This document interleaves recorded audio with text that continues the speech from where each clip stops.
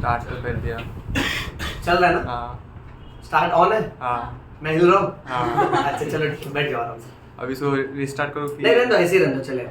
चलो कंटिन्यू करते हैं बच्चों। ओके, सो हमने लास्ट क्लास में ह्यूमन रिप्रोडक्शन के मल्टीपल डायग्राम्स ड्रॉ किए थे। पहला डायग्राम फर्टिलाइजेशन का था, जहां पे हमने ये दिखाया कि कैसे स्पर्म ओवम के साथ कंबाइन हो रहा है।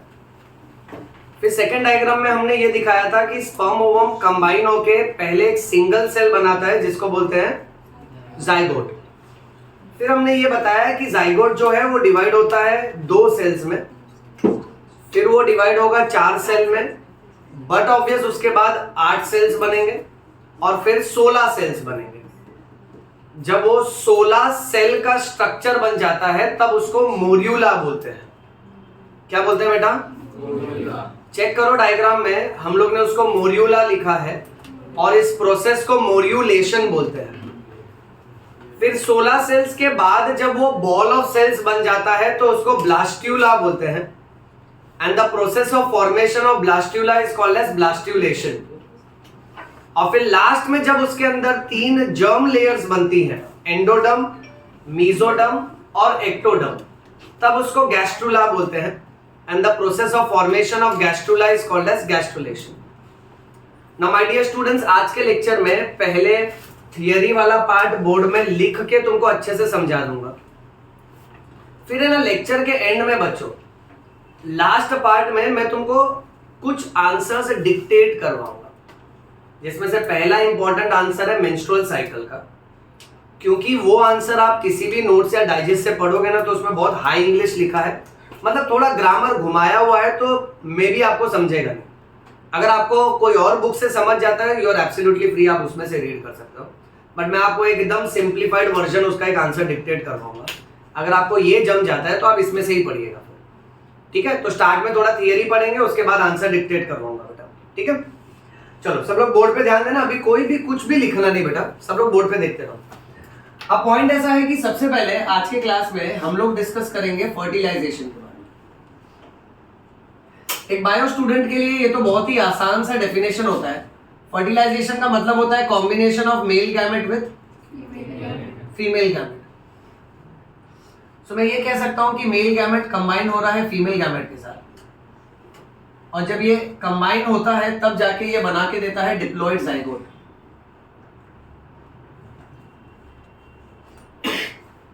बच्चों ये जाइगोट को हम लोग डिप्लॉइड क्यों बोलते हैं? क्योंकि इसमें डबल सेट ऑफ क्रोमोसोम्स है, इसको हमेशा 2n लिखा जाता है। अब बात ऐसी है कि जैसा कि हमने डायग्राम देखा था कि ओवम जो है वो स्पर्म के द्वारा पेनिट्रेट किया जाता है।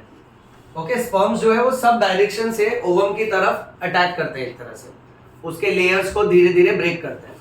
अब आपको ये याद रखना है कि पॉइंट नंबर 1, ये जो फर्टिलाइजेशन है ये स्पेशली एम्प्यूला रीजन में होगा। The ampulla region of Fallopian tube is the site of fertilisation.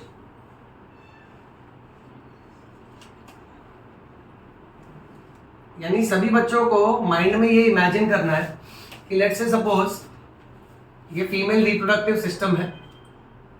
अब यहां पे ऊपर पता है 2 ट्यूब होती है बेटा आजू बाजू में।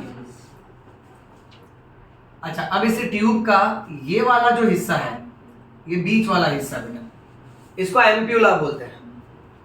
और याद रखो कि ओवरी से जो ओवम रिलीज होता है और फिर यहां वजाइना से जो स्पर्म आता है, ये दोनों इस एरिया में कंबाइन होते हैं बेटा। दोनों में से कहीं भी हो सकता है, बट इस हिस्से को बोलते हैं एम्प्यूला। इसको क्या बोलते हैं बेटा? So the site of fertilization is ampulla. Sperm ovum के साथ एम्प्यूला वाले हिस्से में कंबाइन होता है। अब एनसीईआरटी ने एक लाइन बहुत स्पेसिफिक कहा है कि देखो, अगर एक मान लेते हैं मेल और फीमेल के बीच में सेक्सुअल कांटेक्ट होता है, तो हर सेक्सुअल कांटेक्ट में प्रेगनेंसी नहीं होती, क्योंकि प्रेगनेंसी होने के लिए 2 बातों का मैच करना बहुत इंपॉर्टेंट है।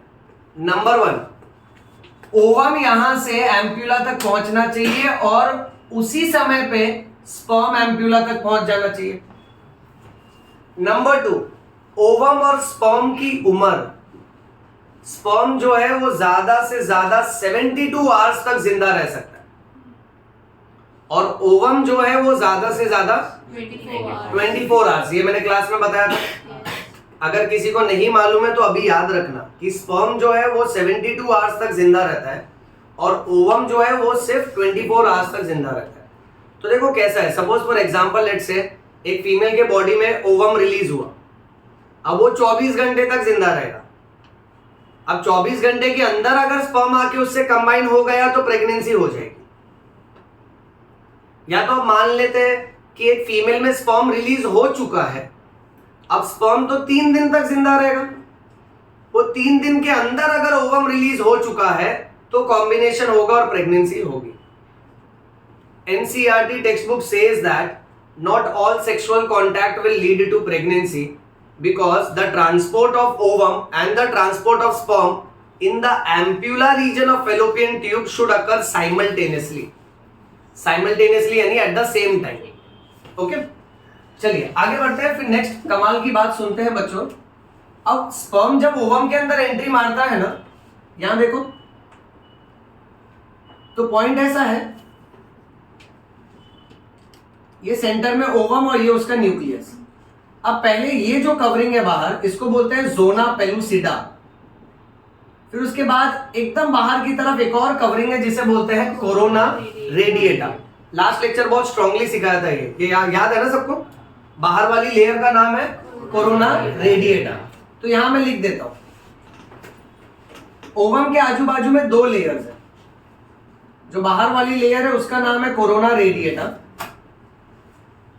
और जो अंदर वाली लेयर है उसका नाम है जोना पेलुसिडा। हालांकि मेरा बेटा एक और लेयर होती है एकदम अंदर वाली, बट वो बहुत पतली लेयर है। उसको तोड़ने के लिए स्पर्म को खास एनर्जी का इस्तेमाल नहीं करना पड़ेगा। ये बाय हार्ट कर लो। ओवम की 3 कवरिंग है, बाहर की तरफ कोरोना रेडिएटर, बीच में है जोना पेलुसिडा और अंदर की तरफ है वाइटेलाइन मेम्ब्रेन। तीनों में से सबसे पतला लेयर कौन सा है? Vitelline membrane. इसीलिए इस पे भी एमसीक्यू बनता है कि वाइटेलाइन मेम्ब्रेन जो है वो ओवम का सेल मेम्ब्रेन है। इसी को फैंसी लैंग्वेज में ओवम का प्लाज्मा मेम्ब्रेन भी बोलते हैं। अब मोटा वाला लेयर तो केवल 2 है बेटा, कोरोना रेडिएटा। इसके अंदर खास किस्म का केमिकल है जिसे कहते हैं हाइलुरोनिक एसिड, जोना पेलुसिडा। ये बना है ग्लाइकोप्रोटीन का। अब होता ऐसा है कि जब स्पर्म एंट्री मारता है ओवम की तरफ तो स्पर्म के हेड में, आपको डायग्राम याद है कि स्पर्म के पास हेड, बॉडी और टेल होता है बेटा। अब इसके हेड में यहां ऊपर एक पार्ट होता है, यहां न्यूक्लियस होता है बेटा। इस ऊपर वाले पार्ट को बोलते हैं एक्रोसोम। इसे क्या बोलते हैं बेटा? सोचो, वो एक्रोसोम से एक केमिकल निकलता है जिसका नाम है यस हाइलुरोनिडेज। दिमाग में रिलेट करो ना, हाइलुरोनिडेज किसको तोड़ देगा? हाइलुरोनिक एसिड, जो किसके अंदर है, यानी ये बाहर वाला लेयर गया तो स्पर्म के हेड में ये जो टुकड़ा है एक्रोसोम, इसमें से हाइलुरोनिडेज नाम का केमिकल निकलेगा। ये बाहर वाली लेयर हाइलुरोनिक एसिड को तोड़ देगा। उसके बाद इसी में से एक और केमिकल निकलता है जिसे कहते हैं जोनालाइसिन। अब ये तो नाम से ही पता चल रहा है, ये किसको तोड़ेगा? जोना पेलुसिडा को तोड़ देगा। तो अब हम लोग माइंड में थोड़ा ये इमेजिन कर सकते हैं कि ओवम के बाजू की जो 2 मेन कवरिंग है वो टूट गए। हाइलुरोनिडेज ने कोरोना रेडिएटा के हाइलुरोनिक एसिड को तोड़ दिया तो स्पर्म एक लेयर अंदर घुस आया। अब उसने देखा नेक्स्ट लेयर है जोना पेलुसिडा, तो वो रिलीज करता है जोनालाइसिन नाम का केमिकल और वो इस जोना पेलुसिडा को ब्रेक कर देता है। अब बचा सिर्फ एक ही मेम्ब्रेन, सोचो कौन? Vitelline membrane. ये थिक है कि थिन है? थिन है। ओके, तो उसको ब्रेक करने के लिए कोई खास एनर्जी नहीं लगता है, तो स्पर्म उसको पेनिट्रेट कर जाता है डायरेक्टली। बट कमाल की बात यह है कि जैसे ही, यहां देखो बेटा, मान लेते हैं सपोज एक स्पर्म अंदर तक पहुंच गया, एकदम अंदर वाली लेयर तक बेटा, ओके। अब जैसे ही स्पर्म वहां पहुंच जाता है ना, तो ये जो एकदम अंदर वाली लेयर है बेटा, वाइटेलाइन मेम्ब्रेन, ये वाइटेलाइन मेम्ब्रेन, इसमें बहुत सारा बदलाव आता है बेटा। अब इसको हाईफाई इंग्लिश में ऐसा बोला है कि इसके अंदर फिजिको केमिकल चेंजेस होते हैं बेटा,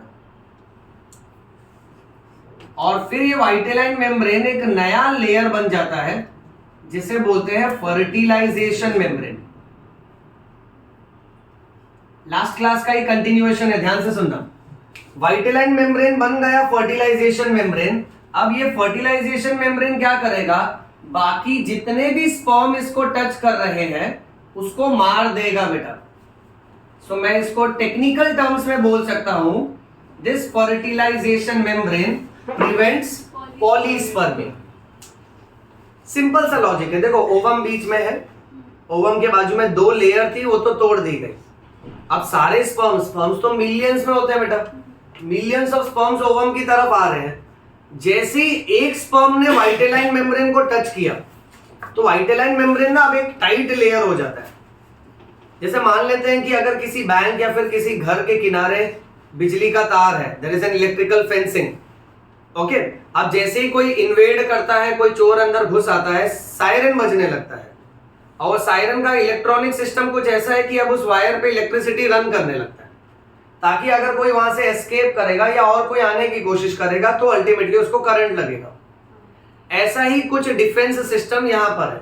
वाइटेलाइन मेम्ब्रेन में जैसे ही एक स्पर्म का हेड अंदर एंट्री मार दिया, वाइटेलाइन मेम्ब्रेन बदल जाता है। अब ये मेम्ब्रेन के अंदर फिजिकल चेंजेस और केमिकल चेंजेस होते हैं, और ये मेम्ब्रेन बहुत इरिटेटिंग मेम्ब्रेन बन जाता है। ऐसे हार्मफुल केमिकल छोड़ता है कि बाकी के स्पर्म्स जो इसको टच कर रहे हैं वो मार दिए जाते हैं। कुदरत का ये इशारा इस तरफ है कि कुदरत नहीं चाहता है कि एक ओवम बहुत सारे स्पर्म्स के द्वारा फर्टिलाइज हो, नहीं तो फिर क्या एबनॉर्मल बच्चे पैदा होंगे, क्योंकि क्रोमोसोम नंबर डिस्टर्ब हो जाएगा। इसीलिए in order to prevent polyspermy, vitelline membrane gets converted into fertilization membrane. ये समझा सबको? चलिए टॉपिक को और आगे कंटिन्यू करते हैं। नेक्स्ट हमको ये समझना है कि इंसानों में जब फर्टिलाइजेशन होता है, this fertilization is responsible for sex determination. Sex determination का कॉन्सेप्ट देखो, हम इंसानों में जो मेल होते हैं उनके पास 44 क्रोमोसोम्स हैं जो कि बॉडी क्रोमोसोम्स हैं, और 2 सेक्स क्रोमोसोम्स होता है XY। और हम इंसानों में जो फीमेल्स हैं उनके पास 44 बॉडी क्रोमोसोम्स हैं और 2 सेक्स क्रोमोसोम है XX। अब देखो, मेल जब भी अपने बॉडी में स्पर्म बनाता है तो क्रोमोसोम नंबर आधा हो जाएगा बेटा। 44 का आधा हो गया 22 और 22। XY में से X अलग और ये Y अलग हो जाएगा बेटा। अब यहां मैं लिख दूंगा कि ये जो मेल गैमेट्स हैं इसको स्पर्म बोलते हैं, बट स्पर्म में मैं ये नोटिस कर रहा हूं कि स्पर्म में हेटेरोगैमेटिक कंडीशन। हेटेरो यानी डिफरेंट, गैमेटिक यानी गैमेट्स, यानी सोचो देखने में सब स्पर्म सेम दिखेंगे, सिर्फ फर्क ये होगा कुछ कुछ स्पर्म के न्यूक्लियस के अंदर X क्रोमोसोम होगा तो कुछ कुछ के न्यूक्लियस के अंदर Y क्रोमोसोम होगा। ये समझा? चलो थोड़ा दिमाग लगा लेते हैं बेटा। फीमेल में ऐसा नहीं होगा। फीमेल का जो ओवम है उसको हम लोग होमोगैमेटिक बोल सकते हैं बेटा, क्योंकि ये 44 का आधा 22 होगा और दोनों तरफ प्लस X होगा ना। अब सारी फीमेल्स का अगर ओवम देखें तो सारी फीमेल्स के ओवम में सिर्फ X क्रोमोसोम होगा। सो फीमेल हमेशा एक ही तरह का गैमेट बनाती है जिसमें X क्रोमोसोम होता है। पुरुष में, मेल के शरीर में कैसा होता है कि अल्टीमेटली 2 तरह के गैमेट बनते हैं। कुछ स्पर्म्स ऐसे होते हैं जिनके अंदर X क्रोमोसोम होता है और कुछ स्पर्म्स ऐसे होते हैं जिनके अंदर वाई क्रोमोसोम होता है। अब ये कॉम्बिनेशन देखो बच्चों, समझो ये पहला वाला यहां के पहले वाले से कंबाइन हुआ, सो 22 और 22 कंबाइन होके वापस 44 दे देगा, x और x कंबाइन होके XX। This child will be daughter बेटा। देखते जाना, पहले वाले को अब दूसरे वाले से कंबाइन करते हैं, 22 और 22 मिलके वापस 44, x और x कंबाइन होके XX। Again this child will be. अच्छा बेटा, सेकंड वाले को यहां के फर्स्ट वाले से कंबाइन करते हैं, सेकंड वाला ना, तो ये पॉइंट से चालू करता हूं और ये फर्स्ट वाला, सो ये और ये जब कंबाइन होगा सो 44 प्लस क्या मिलेगा, सो दिस विल बी सन बेटा। और सेकंड को सेकंड से कंबाइन करिए आप, तो फिर भी 44 प्लस XY। अब बायोलॉजी का बहुत ही इंपॉर्टेंट पॉइंट है कि हम इंसानों में the sex of the child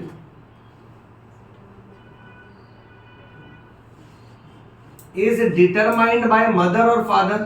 father. Sex of the child is determined by father. देखो, आने वाले बच्चे का जेंडर एक्चुअली में देखेंगे तो मेल डिसाइड कर रहा है ना, क्योंकि हम इंसानों में फीमेल तो हमेशा एक्स क्रोमोसोम कंट्रीब्यूट कर रही है बेटा। अब मेल का अगर एक्स वाला स्पर्म कंबाइन हुआ तो लड़की, और अगर वाई वाला स्पर्म कंबाइन हुआ तो लड़का। बट अनफॉर्चुनेटली देखो, अगर किसी घर परिवार में कोई अलग ही प्राचीन मानसिकता का है, जहां लोग ये मानते हैं कि कोई भी अगर डिफेक्ट हुआ ना, सारा दोष फीमेल पे कर देने, अज्यूमिंग दैट कि बच्चा किसके अंदर है, फीमेल के अंदर है, तो बच्चे के साथ जो भी हो रहा है किसकी वजह से हो रहा है, फीमेल की वजह से हो रहा है। जबकि ये रॉन्ग है बच्चों। हम लोग साइंस क्लास में ये एक अच्छी बात सीखते हैं कि अपने को कभी भी ऐसा ब्लेम हमेशा फीमेल पे नहीं करना चाहिए। बहुत से फैमिलीज में ऐसा होता है, अगर एक फीमेल मान लेते हैं 2 लड़की को जन्म दी, फिर नेक्स्ट प्रेगनेंसी किया वापस लड़की हो गई, नेक्स्ट प्रेगनेंसी किया वापस लड़की हो गई, फिर over a period of time क्या होता है, फैमिली मेंबर्स जो होते हैं ना, वो बहू को कोसने लगते हैं, उसी को ताने मारने लगते हैं कि तुम्हारे अंदर ही कोई खोट है, या मे बी तुम्हारे पेरेंट्स में ही कोई खोट था, इसलिए तुम बार बार लड़की को जन्म दे रहे हो। जबकि हम लोग यहाँ पे देख रहे हैं, ये तो क्वाइट बायोलॉजिकल नेचुरल चांस है कि अगर मेल का एक्स वाला स्पर्म कंबाइन होगा तो ही लड़की होगी, और अगर उसका वाई वाला स्पर्म कंबाइन हुआ तो लड़का। यानी फीमेल के हाथ में तो कुछ भी नहीं है ना, उसके कंट्रोल में कुछ भी नहीं है, फीमेल तो हमेशा एक्स क्रोमोसोम दे रही है। अब सामने से जो स्पर्म कंबाइन हो रहा है उस पर डिपेंडेंट है। बोलो यस और नो बेटा, ये समझा अच्छे से। देखो, आने वाले कुछ क्लास में है ना, एक आइडिया दे देता हूं, इसी चैप्टर के अलोंग आने वाले 1 या 2 लेक्चर में मैं धीरे धीरे तुमको एबॉर्शन सिखाऊंगा कि एबॉर्शन में क्या सेफ होता है, क्या सेफ नहीं होता है। प्लस फिर हम लोग ये सीखेंगे कि प्रेगनेंसी रोकने के अलग अलग कौन से मेथड्स होते हैं, क्या अलग अलग टैबलेट्स आती हैं, कॉपर टी क्या होता है, बैरियर मेथड क्या होता है, वो डिस्कस करेंगे। फिर आने वाले एक क्लास में हम लोग सिर्फ इनफर्टिलिटी के बारे में बात करेंगे, जहां पे अगर किसी कपल को बच्चा नहीं हो पाता है, वहां पर भी सोचो सेम पॉइंट उठकर आएगा। अगर एक कपल बच्चा नहीं पैदा कर पाता है तो फिर भी बहुत सारे परिवारों में सारा दोष किस पे दिया जाता है, फीमेल पे। अब एनसीईआरटी में एक लाइन बहुत कमाल की लिखी है कि most of the time the blame is put on female, but after research it is found that कि defect is found in male. यानी मान लेते हैं अगर एक कपल में बच्चा पैदा नहीं हो रहा है तो सीधा फीमेल पे आरोप लगा देना ये रॉन्ग हो जाता है, क्योंकि ऐसी बहुत सारी मेल की भी बीमारियां होती हैं जिसके वजह से बच्चा नहीं होता है। तो साइंस क्लास में हम लोग यही समझते हैं कि हमको यहाँ पे किसी पे ब्लेम नहीं करना है, चाहे मेल हो या फीमेल हो, किसी को ब्लेम नहीं करना है। बट यहाँ पे हमको ये समझना है कि अल्टीमेटली अगर कोई प्रॉब्लम है तो ब्लेम करने से अच्छा प्रॉब्लम के सोल्यूशन पे फोकस करना। Okay, so first point is the sex of the child is determined by father. एक एक्स्ट्रा नॉलेज तो ध्यान देंगे सब लोग। Sex of the child is determined by father in humans. Birds में the sex of the child is determined by mother, उल्टा होता है। क्योंकि बर्ड्स में जो मेल होते हैं ना उनके पास ZZ क्रोमोसोम होता है और जो फीमेल होती है उनके पास ZW क्रोमोसोम होता है। तो ये याद रखना कि बर्ड्स में है ना आने वाले बच्चे का जेंडर मदर डिसाइड करती है, क्योंकि मदर के पास दो अलग अलग क्रोमोसोम है। हमसे उल्टा है ना, हमारे इसमें मदर के पास दोनों सेम क्रोमोसोम है बेटा। Next, the chance for a child to be male और female is always how much percent? 50% chance ये कहता है कि भाई लक्ष्मी होंगी, देवी होगी। 50% चांस ये कहता है कि राक्षस होगा, असुर होगा। Okay, that depends upon X and Y chromosome बेटा। कि अगर एक्स वाला स्पर्म कंबाइन हुआ तो आसमान से एक परी आई है जो लड़की को सौंप गई है, और अगर वाई वाला स्पर्म कंबाइन हुआ तो ये कचरे के डब्बे में मिला। हम इंडियंस का कॉमन स्टोरी, पेरेंट्स ऐसा कॉमन मजाक बोलते हैं, बच्ची को प्यार से लाड से कहते हैं कि भाई तुमको परी आकर देख कर गई थी। बेचारा बेटा छोटा वाला पूछता है, मम्मा मम्मा मैं कैसा है? बोले तू तो कचरे के डब्बे में पड़ा। So that becomes very funny. Anyway, chance is always how much percent बेटा? 50%। यानी देखो ना, इस पे डिपेंडेंट है। अब ना मैं तुमको कुछ और अनयूजुअल बातें बताता हूं, ये देखना बेटा। सोचो कुछ इंडिविजुअल्स में, पहले ये वाला ले लो, ऐसा फॉर्मूला बनता है बेटा। इनको क्या बोलेंगे? Klinefelter syndrome. क्लाइनफेल्टर सिंड्रोम में ये जो इंडिविजुअल्स होते हैं इनको यूनक्स बोलते हैं। यूनक्स को हम लोग और क्या बोल सकते हैं? ट्रांसजेंडर। समझ रहे हो? सोचो 44 प्लस XXY, XX यानी क्या? फीमेल, और XY यानी? तो XXY यानी? हाँ, मेल और फीमेल दोनों के कैरेक्टर्स आते हैं। ऐसे इंडिविजुअल्स को क्लाइनफेल्टर्स बोलते हैं। जेनेटिक्स के लेक्चर में काफी डिटेल में बताऊंगा, बट अभी सिर्फ एक शॉर्ट काम की बात बता देता हूं। देखो, ये जो ट्रांसजेंडर लोग होते हैं ना, जिसको हम लोग हिंदी में किन्नर बोलते हैं, the proper Hindi word for them is किन्नर। अब ये जो होते हैं ना, जो ट्रांसजेंडर होते हैं, सोचो ये लोग कभी बच्चा नहीं पैदा कर सकते। इनके बॉडी में कोई गैमेट्स नहीं बनता, ना ही स्पर्म बनेगा ना ही ओवम बनेगा। कुदरत का रहस्य ऐसा है कि ये जो ट्रांसजेंडर लोग होते हैं ना, ये नॉर्मल कपल्स को ही पैदा होते हैं। नॉर्मल कपल्स के रिप्रोडक्शन में कुदरत के द्वारा कुछ गलतियां हो जाती हैं, तो ऐसे इंडिविजुअल्स पैदा होते हैं। जैसे एक मन ही मन में कैलकुलेशन लो बच्चों, सपोज ये स्प्लिट नहीं हुआ बराबर से, यहां पर 22 प्लस 0, ये x नहीं है, 0, यहां कुछ नहीं आया बेटा, और ये x यहां आ गया, तो यहां पर है 22 प्लस XY। अब ये जब इससे कंबाइन होगा तो 22 और 22 कंबाइन होकर 44 दे देंगे, और ये XY है और ये X है, तो XXY बन जाएगा बेटा। यानी कुदरत की तरफ से गैमेट्स बनाने के टाइम पे अगर क्रोमोसोम इक्वली नहीं डिस्ट्रीब्यूट हुए तो थोड़े से ऐसे new variety of individuals are created, जिसको क्लाइनफेल्टर्स बोलते हैं। बट बच्चा कभी भी मन में ये मत सोचना कि एक क्लाइनफेल्टर ही रिप्रोड्यूस करके क्लाइनफेल्टर को जन्म दे रहा है और ये लोग ही अपने पॉपुलेशन और अपनी तादाद बढ़ा रहे हैं। ऐसा बिल्कुल नहीं होता है। Klinefelter's by heart they are very superb people. उनके पर्सनैलिटी और बॉडी से रिलेटेड मैं एक सेपरेट लेक्चर में तुमको डिटेल में समझाऊंगा। और अगर आप नीट एस्पिरेंट हो तो आपका माइंड तो और खुला और सुलझा होना चाहिए। आपको ये समझना चाहिए कि क्लाइनफेल्टर्स कैसे है ना, कि मतलब उनमें कोई अलग या गंदी बात नहीं होती है। एक क्लाइनफेल्टर अगर मान लेते हैं यही क्लासरूम में अपने साथ आके बैठता है, पढ़ता है, तो अपने को कोई फर्क नहीं पड़ना चाहिए। अब क्लाइनफेल्टर्स क्यों ऐसा भीख मांगते हैं, या फिर वो लोग क्यों ऐसे क्लैप करके लोगों को फोर्स करते हैं पैसों के लिए, उनको ये अच्छा नहीं लगता है। बट प्रॉब्लम क्या मालूम है, उनको कोई जॉब अपॉर्चुनिटी नहीं देता है।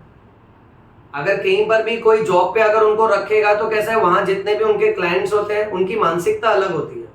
अब suppose for example let's say कि अगर एक क्लाइनफेल्टर किसी ऑफिस में काम कर रहा है, तो ऑफिस में जितने भी उसके कस्टमर्स होंगे उनको ऑकवर्ड लगता है, फिर धीरे धीरे क्या है वो ऑफिस में आना छोड़ देता है। ऐसा बिल्कुल नहीं होना चाहिए। इनफैक्ट इसका एक बहुत लाइव और सुपर्ब एग्जांपल है। कल जो नीट का एग्जाम हुआ है उसमें आप एनटीए के साइट पे जाके देखो कि जितने बच्चों ने, लगभग 20 से 21 लाख बच्चों ने एग्जाम दिया है, उसमें से काफी बच्चे क्लाइनफेल्टर्स भी थे। ट्रांसजेंडर्स बच्चों को भी ये हक दिया है सरकार ने।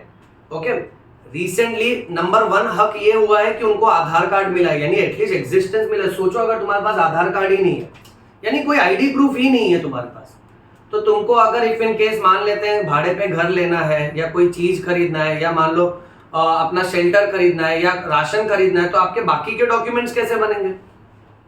तो उनको आइडेंटिटी नहीं था। तो लेटली अभी कैसा है ना कि उनको एग्जिस्टेंस मिल रहा है, और ये बहुत ही सुपर बात है कि सोचो ट्रांसजेंडर्स भी नीट का एग्जाम का प्रिपरेशन करते हैं और वो लोग भी मेडिकल लाइन में आगे जाते हैं। तो एक्चुअली हमको एज अ साइंस बैकग्राउंड, देखो बाकी समाज क्या सोचता है वो उनका लुकआउट है, बट हम लोग इतने पढ़े हैं, हमको ये सौभाग्य मिला, तो हमारी मानसिकता अलग होना चाहिए। ओके, तो अपने को ये समझ में आना चाहिए कि ये क्या है, ये खाली कुदरत का एक थोड़ा सा कैलकुलेशन एरर है। तो इनमें कोई छुआछूत की कोई बीमारी नहीं है, कुछ हमसे अलग नहीं होते, कुछ खराब नहीं होते। Okay, so that is eunuchs और क्लाइनफेल्टर्स। अच्छा, अब एक और होता है, ये तो बहुत ही स्ट्रेंज है बच्चों। अब ये सिलेबस में नहीं है, ये वाला पार्ट पूरे एनसीईआरटी में नहीं है, ये खाली मैं एक्स्ट्रा नॉलेज के लिए बता रहा हूं, और तुम्हारे नॉलेज को अपग्रेड करने के लिए मैं तुमको हिंट दे देता हूं। तुम घर पे इसके बारे में और पढ़ते रहना बेटा। इस बीमारी को बोलते हैं जैकॉब्स डिजीज, बट इसको क्या फैंसी नाम दिया देखो, इसको क्रिमिनल डिजीज, क्रिमिनल सिंड्रोम। अब इसको क्रिमिनल सिंड्रोम क्यों बोलते हैं, ये देखो, इसके पास 2 वाई क्रोमोसोम। अब वाई क्रोमोसोम किसकी स्पेशलिटी है? मेल्स की, करेक्ट। लड़ना, झगड़ना, एग्रेसिवनेस किसकी स्पेशलिटी है? मेल्स की, करेक्ट ना? हाँ, फीमेल्स भी लड़ती हैं, बट वो वैसा टाइप का नहीं बेटा। देखो, फीमेल का लड़ना यानी ज्यादा से ज्यादा क्या, व्हाट्सएप पे ब्लॉक कर देना। ओके, अच्छा, मतलब मैं आपसे ये कह रहा हूं, आप इमेजिन करो ना, जैसे सपोज फॉर एग्जांपल किसी टेरिटरी में एक मेल लायन घुसा है, तो लोग कितना गंदा झगड़ा करते हैं ना कि एक दूसरे को मार देते या तो भगा देते वहां से। सो इसको एग्रेसिवनेस बोलते हैं। तो चाहे वो इंसान हो या जानवर हो, एग्रेसिवनेस का जो फीचर है, जो कैरेक्टरिस्टिक है, वो वाई क्रोमोसोम की वजह से होता है, मतलब मेल क्रोमोसोम की वजह से होता है। तो अब एक वाई क्रोमोसोम के साथ इतना एग्रेसिवनेस इंसान में देखा जाता है। तो सोचो किसी इंसान में अगर 2 वाई क्रोमोसोम होंगे तो एग्रेसिवनेस कितना ज्यादा होगा। आज से लगभग 20-25 साल पहले एक पिक्चर आई थी गदर, उसमें सनी देओल को पाकिस्तान की तरफ से बहुत गालियां पड़ती थी, क्योंकि उसका जो एग्रेशन उसमें दिखाया है ना, वो एक सीन है जहां वो हैंडपंप उखाड़ देते हैं और एक पाकिस्तानी के छाती में डाल देते हैं। Okay, now with that curiosity and excitement, it is such a update that कि उसका पार्ट 2 मूवी अगस्त में आने वाला है। सो पाकिस्तान वहां से फिर गाली देना चालू कर दिया, सनी देओल को बैन ही कर दिया है। सो अब कैसा है ना कि जब हम लोग ऐसी कुछ मूवीज देखते हैं, मान लो आप हॉलीवुड देखो या बॉलीवुड देखो, जैसे सुपर हीरोज की आप देखते हो, let's say the incredible Hulk. Okay, तो आप देखते हो कि ऐसा ऑर्गेनिज्म या इंसान जो अभी अपने कंट्रोल में नहीं है। ओके, सो वो एग्रेशन होता है। अब सोचो अगर 2 वाई क्रोमोसोम है तो उसका एग्रेसिवनेस कितना ज्यादा बढ़ जाएगा। सो ऐसे इंडिविजुअल्स कैसे रहते हैं ना, ये छोटी छोटी बात पे आउट ऑफ द वे जाके एग्रेशन दिखाते हैं and ultimately they land up with criminal activities. इसीलिए इसको बोला है क्रिमिनल सिंड्रोम। अब आपका टास्क ये है कि आप लोग सब लोग ये फाइंड आउट करोगे कि ऐसे इंडिविजुअल्स जेनेटिकली बॉर्न कैसे होते हैं और इससे रिलेटेड और क्या एक्स्ट्रा इंफॉर्मेशन है। And when you get time, you come down to the comment section of this video and you can post it. या तो तुम मुझे पर्सनल में भी मैसेज कर सकते हो, या तो फिर खाली पढ़ के अपने तक रखो, वो भी चलेगा। बट ये याद रखना, this is called as Jacob's disease और क्रिमिनल सिंड्रोम। चलो मूविंग ऑन। फिर बच्चों नेक्स्ट हमको इस चैप्टर में ये समझना है कि एक बार फर्टिलाइजेशन हो गया, और फर्टिलाइजेशन के बाद नेक्स्ट एक्टिविटी होगी क्लीवेज। क्लीवेज का मतलब होता है सेल डिवीजन। यहां से आंसर बहुत मस्त है, बहुत इजी भी है। ये देखो, अब शुरुआत में पहले जाइगोट बना बेटा, सिंगल सेल का।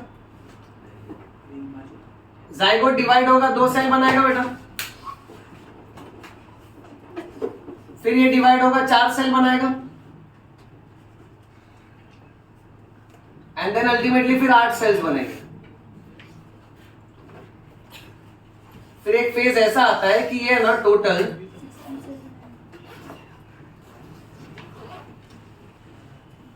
16 सेल्स बनाएंगे बेटा। ये स्टोरी एकदम ध्यान से सुनना। ये 16 सेल स्ट्रक्चर को क्या बोलते हैं? मोड्यूला।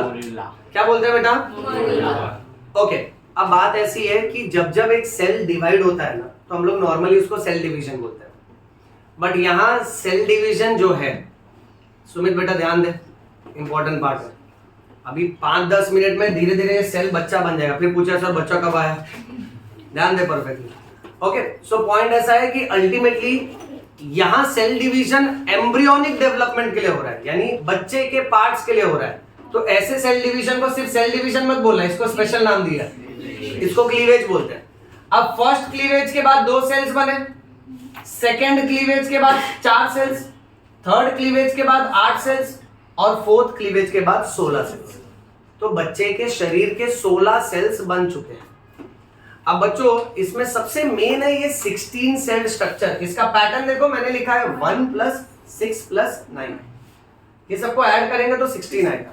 बट इसका पैटर्न ऐसा होता है कि बीच में एक सेल होता है, आजू बाजू में 6 सेल्स होते हैं और उसके आजू बाजू में 9 सेल्स होते हैं। इसको जब माइक्रोस्कोप में देखा जाता है तो ऐसा लगता है कि मानो एक सिल्क वॉर्म ने मलबरी नाम के पेड़ के ऊपर अंडे दिए हैं। जो मलबरी प्लांट होता है ना, उसका लीफ, उसके ऊपर ही सिल्कवॉर्म अंडे देता है और उस अंडे में से जो कीड़े निकलते हैं वो कीड़े, वो सिल्कवॉर्म अल्टीमेटली क्या करते हैं, मलबरी लीफ को खाते हैं और फिर वो लोग है ना सिल्क रिलीज करते हैं और वो सिल्क से फिर अलग अलग कपड़े बनते हैं बेटा। अब मलबरी लीफ पे सिल्कवॉर्म जिस प्रकार अंडे देता है ना, तो अंडे का कलेक्शन जैसा दिखता है, वैसा ही टिपिकल ये 16 सेल्ड स्ट्रक्चर लगता है। इसीलिए इसका नाम रखा है मोड्यूला। क्या नाम रखा बेटा? अच्छा, मोड्यूला के बाद अब ये बाहर वाली लेयर गायब, अब कंटिन्यूअस बॉल ऑफ सेल बनता है। हमने बनाया था ना ऐसा डायग्राम बेटा, इसको बोलना है ब्लास्ट्यूला। इसको क्या बोलना है बेटा? इसमें कुछ सेल्स अंदर की तरफ भी है और बाहर की तरफ भी है बेटा।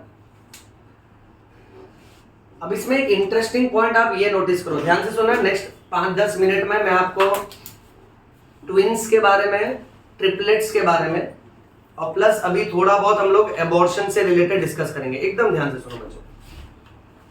देखो, ये जब सिंगल सेल का था तो बीच में ये सेल कौन है? पता है, ये जो कवरिंग है ना, ये कवरिंग जोना पेलुसिडा है। क्या है ये? Zona pellucida.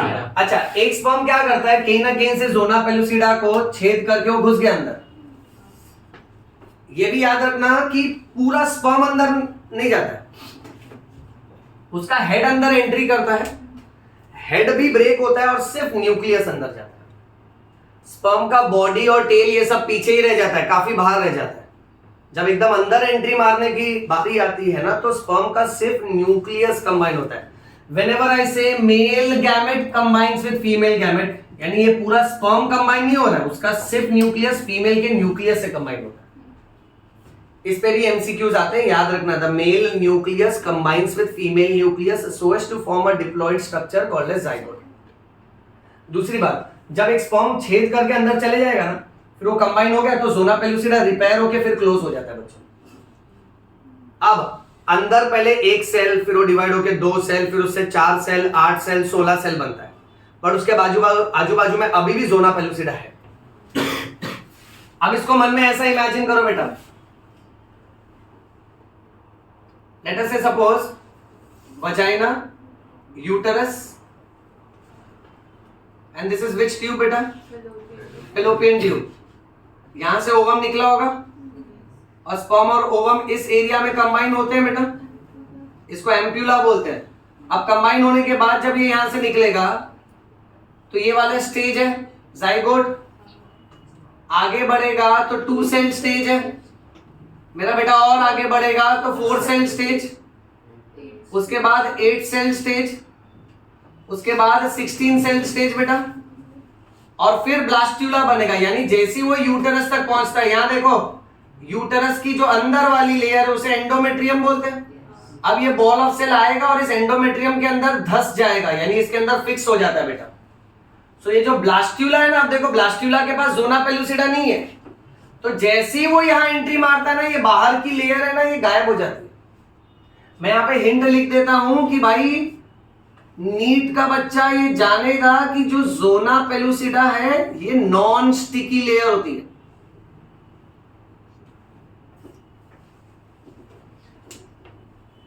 फ्राइंग पैन जो होता है ना, उसके ऊपर कैसा टेफ्लॉन का कोटिंग होता है, ताकि आप उसमें जो भी कुछ पकाओ तो उसमें चिपकेगा नहीं।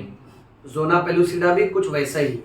जब तक जोना पेलुसिडा ना, यानी जैसे वो फ्राइंग पैन के ऊपर मैंने कुछ भी डाल दिया, तो जैसे मान लेते सपोज एक एग तोड़ दिया, तो उसके ऊपर का कंटेंट ना उस पर चिपकेगा नहीं, उससे एकदम सेपरेट होकर स्लाइड करेगा उसके ऊपर।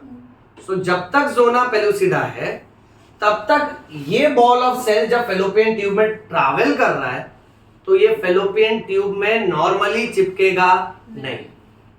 कुदरत का टाइमिंग समझिए बच्चों कि इस बॉल ऑफ सेल का यूटेरस में आना और जोना पेलुसिडा का गायब हो जाना सेम टाइम पे होता है। टाइमिंग क्या परफेक्ट होता है कि ये बॉल ऑफ सेल डिवाइड होके पहले 1 cell, 2 cell, 4 cell, 8 cell, 16 cell, फिर जैसे ही वो अंदर आता है ना तो बॉल ऑफ सेल बन गया, उस टाइम पे zona pellucida is broken down. अब सोचो अगर ये टाइमिंग में इश्यू हुआ, अगर नंबर 1 जोना पेलुसिडा समय से पहले ही डिसअपियर हो गया, अगर मान लेते ये बॉल ऑफ सेल यहां पे था, अब इस टाइम पे ही यहां देखना मेरा बेटा, सर तुमसे ये कह रहे हैं ये जोना पेलुसिडा गायब, तो यहां पर सिर्फ सेल्स है अभी। अब सेल्स कैसे होते हैं? चिपचिपे होते हैं, तो ये बॉल ऑफ सेल यूटेरस तक जाएगा ही नहीं, ये फेलोपियन ट्यूब के अंदर ही चिपक जाएगा। और अगर बच्चा फेलोपियन ट्यूब में ही अटक गया तो ऐसे प्रेगनेंसी को बोलते हैं ectopic pregnancy. Ectopic pregnancy is also called as a tubal pregnancy. सब सुन रहे हैं ना एकदम ध्यान से? आप मुझे बात बताओ, क्या फेलोपियन ट्यूब में इतनी जगह है कि पूरा 9 महीना बच्चा ग्रो हो पाएगा? तो एक तो सिंपल सी लॉजिक की बात है ना कि फेलोपियन ट्यूब कभी ना कभी तो ब्रेक हो जाएगा, और ब्रेक होगा तो ब्लीडिंग होगा अंदर ही अंदर। यानी कैसा होगा ना कि अब मदर जब प्रेग्नेंट होगी ना तो मदर नोटिस करेगी उसको पेट के ना कोई भी एक साइड बहुत दुखेगा, क्योंकि बच्चा वो फेलोपियन ट्यूब में है। प्लस वो फेलोपियन ट्यूब जब ब्रेक हो जाएगा ना तो अचानक से मदर को वजाइना से बहुत ब्लीडिंग होने लगेगा और उसको बहुत ही ज्यादा दुखेगा। अब जब वो डॉक्टर के पास जाएगी, डॉक्टर रिपोर्ट करवाएगा, सोनोग्राफी कराएगा, बॉडी के अंदर रिपोर्ट्स के थ्रू देखता है तो पता चलता है अरे यार फेलोपियन ट्यूब तो ब्रेक हो गया। अब अर्जेंट में करना पड़ेगा ऑपरेशन, सर्जरी, वो फेलोपियन ट्यूब को रिपेयर करना पड़ेगा। बट अगर वो ब्रेक हो चुका है तो ऐसे मामले में मदर के डेथ होने का चांसेस ज्यादा होता है। जैसे एक हार्ट अटैक जो है ना एक मेडिकल इमरजेंसी है, वैसे ही डिलीवरी के मामले में एक्टोपिक प्रेगनेंसी एक जबरदस्त इमरजेंसी, क्योंकि इसके वजह से देखो बच्चा तो सरवाइव नहीं करेगा गारंटेड, एंड नेवरदलेस कैसे कि देखो बच्चा तो नेक्स्ट प्रेगनेंसी में भी वापस से अपीयर हो सकता है, बट ज्यादा इंपॉर्टेंट किसकी लाइफ होनी चाहिए? अच्छा, वो फैमिलीज में कितनी रॉन्ग मानसिकता होगी ना, वुमेन को कैसा फील होता होगा ना।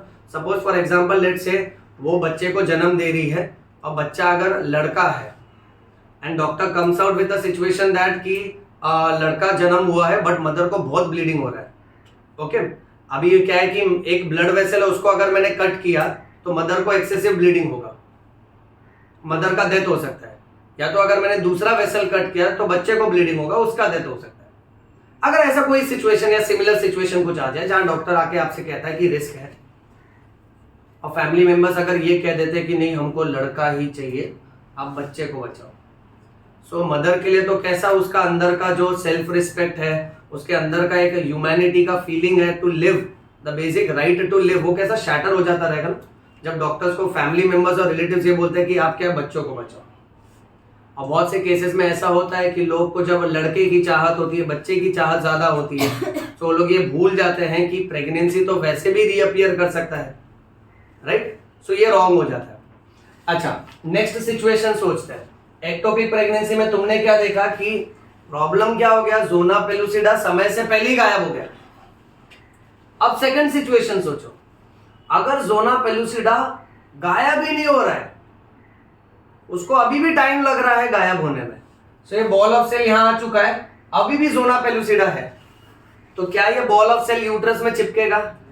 तो ये अल्टीमेटली यहां से स्लाइड होके निकल जाएगा, यानी मदर को कुदरती तौर पे एक तरह से मिसकैरेज जैसा एबॉर्शन हो जाएगा। बेटा आप समझ रहे हो? तो इसलिए सोचो कि हमारा जन्म होना, हर इंसान का जन्म होना, यानी बहुत सारी संभावनाओं में से एक संभावना होती है नॉर्मल बर्थ, वरना होने को तो कितना कुछ एबनॉर्मल हो सकता है ना। देखो ना, बीमारियों से लेकर एबॉर्शन से लेके ट्यूबल प्रेगनेंसी से लेके, सो उस बीच में हमको ये जन्म मिलता है बच्चों। और इसलिए मैं एज अ बायोलॉजी टीचर ये बहुत स्ट्रांगली लोगों को अक्सर कहते रहता हूं कि कैसा ना कि लाइफ बहुत वंडरफुल है बच्चों। सो कैसा है कि इस लाइफ का ना मिसयूज मत करो। आप लोग इस लाइफ में अच्छे से जो जो अच्छे अच्छे एस्पेक्ट्स कर सकते हो, ठीक है, क्योंकि इसकी वैल्यू करो, क्योंकि बहुत मुश्किल से लाइफ मिलती है अपना। In time of today when we come across cases like let's say sadness, depression, people ending their life, तो ये बहुत ज्यादा रॉन्ग होता है, ये कभी भी नहीं होना चाहिए। ओके, पीपल फीलिंग दैट कि यार लाइफ में कुछ बचा नहीं, और पीपल जो अपनी जिंदगी को कोसते हैं, अपने सर्कमस्टेंसेस को कोसते हैं, ऐसा मत करो, क्योंकि आपको जिंदगी मिली है, इससे बढ़कर और कुछ नहीं है। ओके, जब भी हम लोग डिससैटिस्फाइड फील करते हैं अपने फैमिली बैकग्राउंड या पेरेंट्स को या सिचुएशंस को कोसते हैं, ऐसा बिल्कुल नहीं करना चाहिए। सबके लाइफ में प्रॉब्लम होता है, बट आपको लाइफ मिली है, यही बहुत बड़ी बात है। ओके, अपने बहुत सारे शास्त्र में और अपने बहुत सारे रिलीजन में ये कहा जाता है कि after many creatures, maybe ईश्वर, कुदरत, परमेश्वर आपको तरह तरह के जीव जंतु बनाता है, उसके बाद अगर आपके भाग्य में लिखा है तो आपको इंसान का तो ये पूरा का पूरा अवतार मिलता है। And again to come back to this planet as a human, it will again take millions of birth of many organisms and then you will get this. So whatever the situation is, life में जो भी आपके साथ अच्छा हो या बुरा हो, कभी भी ना एकदम सैड नहीं होने का। आप अपने प्रॉब्लम के सोल्यूशन की तरफ फोकस करो और धीरे धीरे लाइफ में अच्छा करने की कोशिश करो, and just be happy that कि ठीक है, जो भी है, जैसा भी है, एटलीस्ट आई एम लिविंग, ठीक है, हमारे पास जिंदगी है, सब कुछ है, बेसिक चल रहा है, अच्छा, वो ज्यादा मैटर करता है बेटा। अब यहां देखो, इस मामले में दोनों गड़बड़ है। अगर टाइमिंग, मान लो ज़ोना पेलुसिडा अगर पहले ही डिसअपियर हो गया तो ये ट्यूबल प्रेगनेंसी बन के चिपक जाए, समय के बाद अगर डिसअपियर हुआ तो ये तो एक तरह से नेचुरल एबॉर्शन हो जाएगा। सो नॉर्मल प्रेगनेंसी में ये टाइमिंग एकदम अप्रोप्रिएटली मेंटेन रहता है, ये याद रखने का। अच्छा, नेक्स्ट, जब ये ब्लास्ट्यूला बनता है ना बच्चों, सो इस ब्लास्ट्यूला में जो बाहर वाले सेल्स हैं, इस आउटर सेल्स को बोलते हैं ट्रोफोब्लास्ट। ये मैंने डायग्राम में लिखा था, इसलिए मैं ज्यादा भी डिटेल में नहीं लिख रहा हूं। बाहर वाले सेल्स को ट्रोफोब्लास्ट बोलते हैं, और ये जो अंदर वाले सेल्स हैं इसे एम्ब्रियोब्लास्ट बोलते हैं बेटा।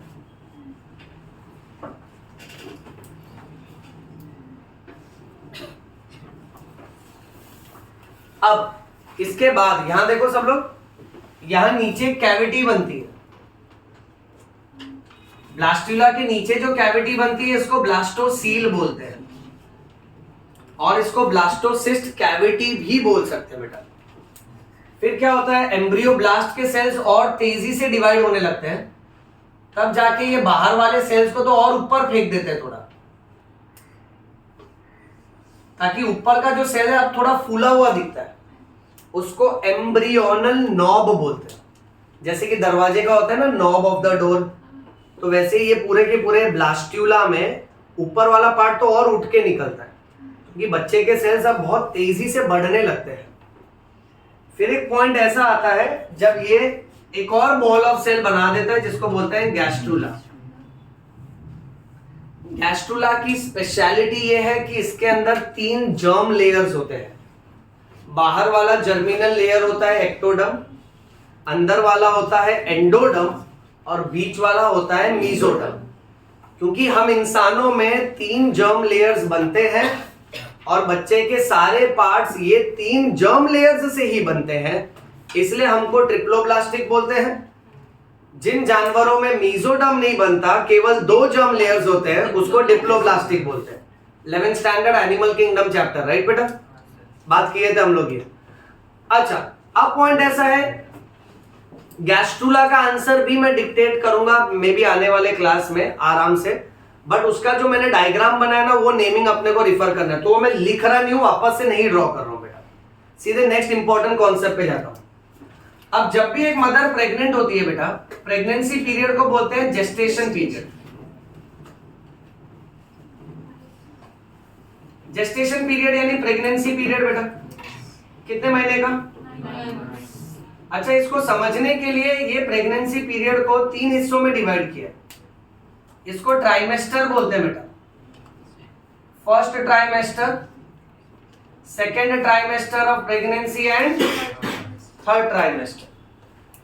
देखो तुम्हारे कॉलेज में कैसा सेमेस्टर होता है बेटा, अब सेमेस्टर में सेमी यानी हाफ, ट्राइमेस्टर में ट्राई यानी 3, जो भी समय है उसको हाफ हाफ बांट दिया तो सेमेस्टर।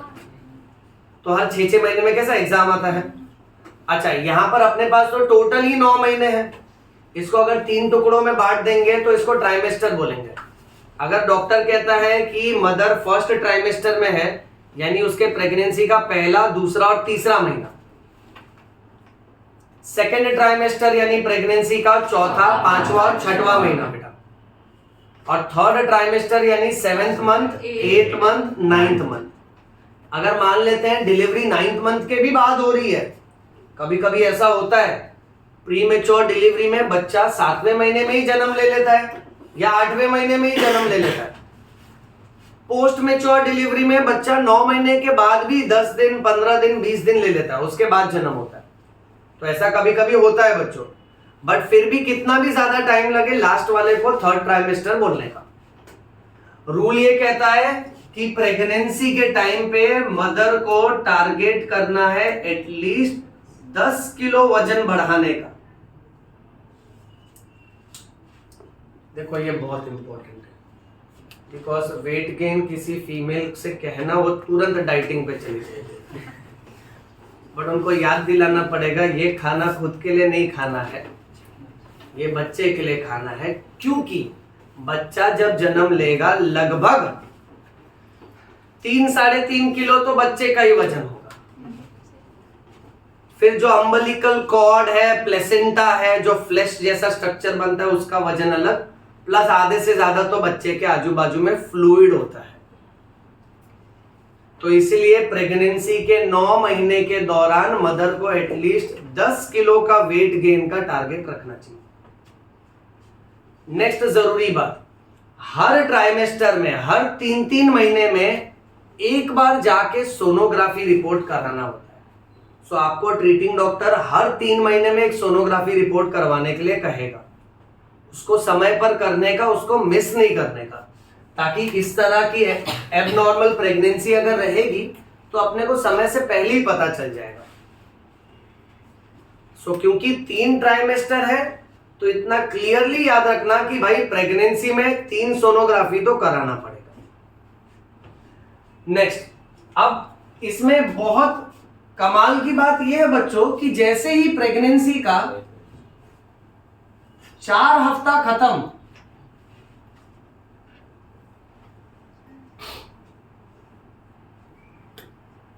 सोचो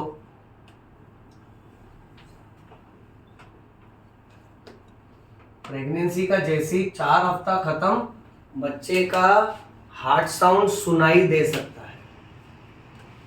4 हफ्ता यानी 1 महीना। अब प्रेगनेंसी के बारे में मदर को कैसे पता चलता है? एक तो मन ही मन में उनको एहसास है कि भाई अपना सेक्सुअल कांटेक्ट हुआ है। सेकेंड पॉइंट, वो एक्सपेक्ट करते हैं एमेनोरिया, यानी अगले तारीख को जो पीरियड्स आने वाला है वो पीरियड्स आएगा नहीं। तो जैसे उस डेट को पीरियड नहीं आया, फिर थर्ड वो तुरंत करेंगे यूपीटी। आपको याद है क्या होता है? Urine pregnancy test. और यूपीटी पॉजिटिव आया यानी प्रेगनेंसी। अच्छा, लेकिन जब प्रेगनेंसी हो रहा है तब बाय द टाइम ऑलमोस्ट अंदाज से 1 महीना तो हो ही चुका होगा ना, तब पता चलेगा अंदाज से। जैसे सपोज फॉर एग्जांपल किसी फीमेल का सेक्सुअल कांटेक्ट आज हुआ, अब वो एक्सपेक्ट कर रही है कि अगले महीने अपने को पीरियड्स आना चाहिए, तो उन्होंने वेट किया 15 दिन 20 दिन और अगले महीने पीरियड्स ही नहीं आया। और फिर प्रेगनेंसी टेस्ट करवाया तो पता चला कि वो प्रेग्नेंट है, बट तब तक तो ये ऑलमोस्ट 1 मंथ तो हो गया ना।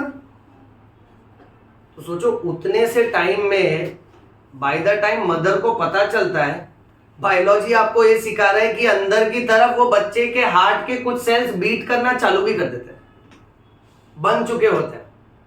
डॉक्टर स्टेथोस्कोप लगा के with the help of stethoscope वो फीटल हार्ट साउंड्स को सेंस कर सकता है, सुन सकता है। नेक्स्ट, जैसे ही प्रेगनेंसी को 8 हफ्ते हो जाएंगे, ये सबको ये हिसाब समझ रहे हैं ना, 1 महीने में 4 हफ्ते होते हैं बेटा, 8 हफ्ते यानी 2 महीने।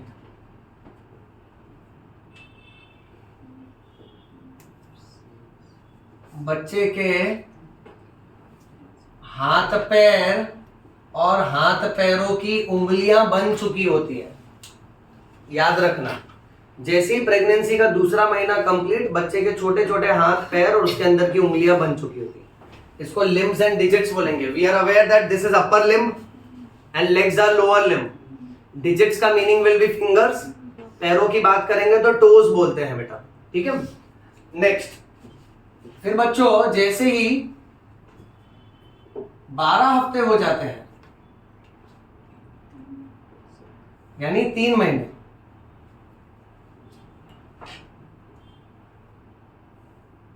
सोचो बच्चे के मेजर ऑर्गन्स बन चुके होते हैं, सारे के सारे मेन ऑर्गन्स। हाँ, और एक बात, मेजर ऑर्गन में सबसे ज्यादा जरूरी उसको बाल आने लगता है बेटा। देखो जिंदगी में ऑर्गन खराब हो जाए ठीक है, बाल झड़ता बहुत तकलीफ होता है। ओके, सो एनसीईआरटी ने ये पॉइंट मेंशन किया है, बच्चे के शरीर के सारे ऑर्गन्स तीसरे महीने तक बन चुके होते हैं और उसके सिर पे छोटे छोटे हेयर भी आ चुके होते हैं।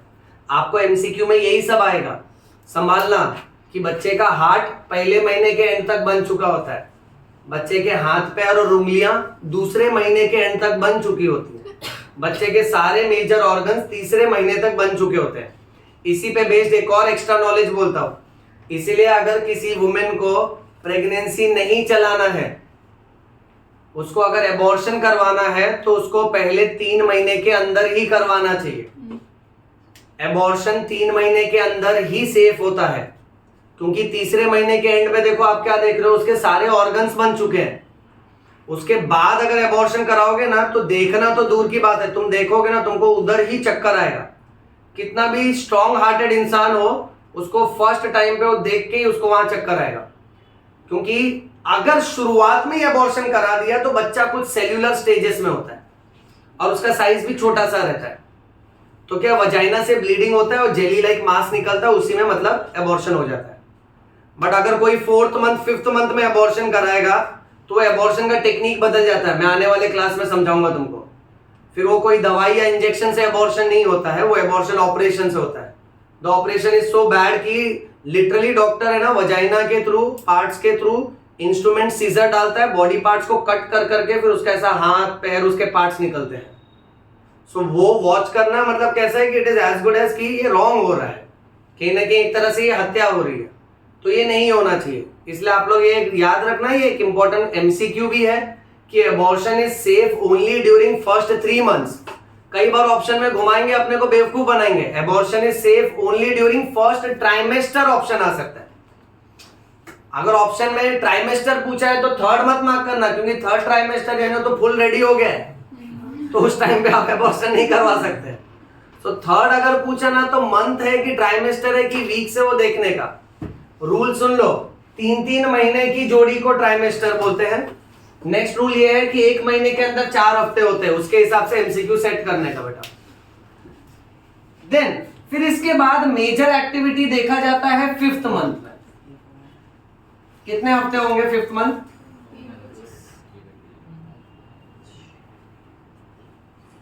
इसमें भी मजा आता है 5th मंथ में। हाँ,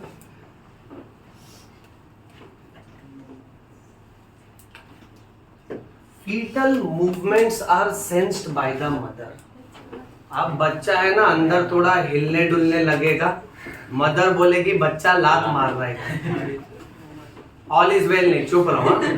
हाँ ध्यान से सुनो। अब क्या है, बच्चा देखो अभी 5 महीने से अंदर बैठा है, वो भी कंटाल लेगा ना। हम 5 घंटा कहीं बैठ जाते हैं, हम चैन से नहीं बैठ पाते बेटा। तो बच्चा अंदर तरह तरह की एक्सरसाइज कसरत करता है, उठता है, बैठता है, लात मारता है, हाथ मारता है। ओके, अब ये मदर को झटके की तरह फील होता है। अब ये फीटल मूवमेंट्स, इसको बायोलॉजी के लैंग्वेज में, मतलब ये एनसीईआरटी में नहीं दिया है, एमबीबीएस में आता है, इसको क्विकनिंग बोलते हैं। क्या बोलते हैं इसको? हाँ।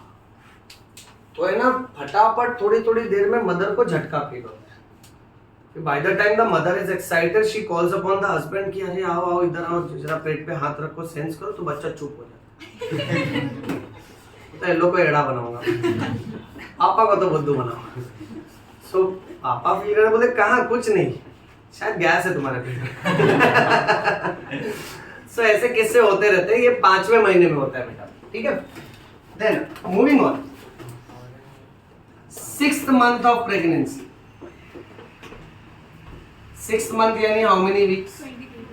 हाँ, अब छोटा छोटा पार्ट्स बनेगा। देखो जैसे बच्चे के क्या बनते हैं, आईलिड्स एक्चुअली बन चुके होते हैं, बट इस टाइम पे सेपरेट होते हैं। ऐसा ना ऐसा कंटिन्यू बनता है, फिर ये सेपरेट होता है, तो अपर आईलिड अलग, लोअर आईलिड अलग।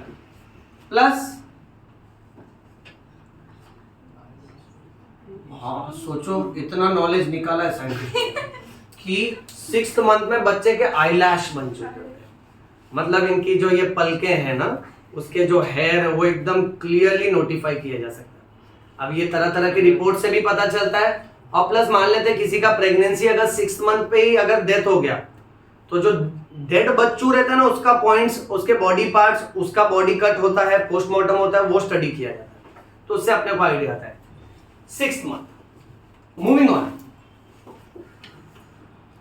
36 weeks means ready. yes, the bachchu is ready. Then mother is expected to have labor pain. So 9 month में the बच्चू is ready. अच्छा, अब इसमें भी कितनी कमाल की बात है मालूम है। लेट अस से सपोज ये यूटरस है। अब सब लोग यहाँ ध्यान से देखना। हाँ, अब होता है ऐसा, लेट से ये बच्चू है, ठीक बेटा, ये बच्चू कैसा बैठा है, ऐसा बैठा है। तो वहां से आपको उसका हाथ दिख रहा है, कितना हाथ है? 2 हाथ है। हाँ, ऐसा एक मत दिखाओ, मारेगा मैं। दूसरा हाथ कहाँ है बोलो? हाँ, बोर्ड के पीछे है। क्योंकि अवस्थी सर हमेशा कैसा डायग्राम बनाते हैं? 3D डायग्राम है, ठीक है। बच्चू ऐसा बैठा, 2 हाथ है। अब होता क्या मालूम है, नॉर्मली ऐसा नहीं रहेगा, पोजीशन थोड़ा चेंज है, ये कुछ ऐसा होता है। अरे ये क्या है, कौन बोला? अरे थोड़ा रुको जरा, एडजस्ट करो बेटा, टाइम लग रहा है। हाँ, ये बच्चू कैसा है मालूम, उसका सिर नीचे होता है। अभी मत सोचना सर जो हाथ था वो पैर हो गया, जो पैर था वो हाथ हो गया। थोड़ा एडजस्ट करो बेटा, ठीक है। यानी जब बच्चा पैदा होएगा ना, सो ऑलमोस्ट लास्ट ट्राइमेस्टर में मदर को एक फीलिंग आती है जिसे कहते हैं लाइटनिंग। एमबीबीएस में ना ये बहुत फेवरेट क्वेश्चन है, ये सिलेबस में नहीं है ये वाला पॉइंट, एक्स्ट्रा बता रहा हूँ। इसमें पॉइंट ऐसा है कि जब वाइवा एग्जाम होता है ना,